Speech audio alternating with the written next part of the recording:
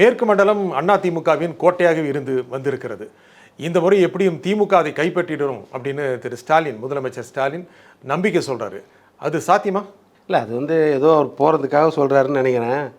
ஏன்னா மொத்தத்தில் பார்த்தீங்கன்னா தமிழ்நாட்டை எடுத்துக்கிட்டிங்கன்னா மேற்கு மண்டலம், தென் மண்டலம், மத்திய மண்டலம் இது எல்லாமே அதிமுகவுக்கு எம்ஜிஆர் காலத்துலேருந்து ஓரளவுக்கு சாதகமாக இருந்த இடங்கள் தான். அதாவது நம்ம வட மண்டலத்தில் அதுவும் குறிப்பாக சென்னை மற்றபடி திமுக பெரிய அளவில் ஆதரவு இருக்குன்றது தான் பரவலான பேச்சு. எல்லா இடத்துலையும் அப்படி தான் இருக்கும். ரிசல்ட்டும் நிறைய நேரத்தில் அப்படி தான் வரும். ஒன்லி குறிப்பாக மேற்கு மண்டலம் கிடையாது. இப்போ மேற்கு மண்டலம்னு எதுக்காக குறி வைக்கிறாங்க அப்படின்னா, முன்னாள் முதலமைச்சர் எடப்பாடின்றதால அப்படி தான் குறி வைக்கிறாங்க. அதிமுகன்னு குறி வைக்கல. அதிமுகவுக்கு தெற்கு மண்டலத்தில் எந்த அளவுக்கு செல்வாக்கப்போ, மத்திய மண்டலத்தில் எந்த அளவுக்கு செல்வாக்கு, டெல்டா மண்டலத்தில் அப்படி எடுத்துக்கிட்டோம்னா இப்படி பார்த்திங்கன்னா நிறைய இடத்துல இருக்கும். நீங்கள் சென்னை மட்டும்தான் நம்ம எம்ஜிஆர் காலத்துலேருந்து சொல்லுவோம்.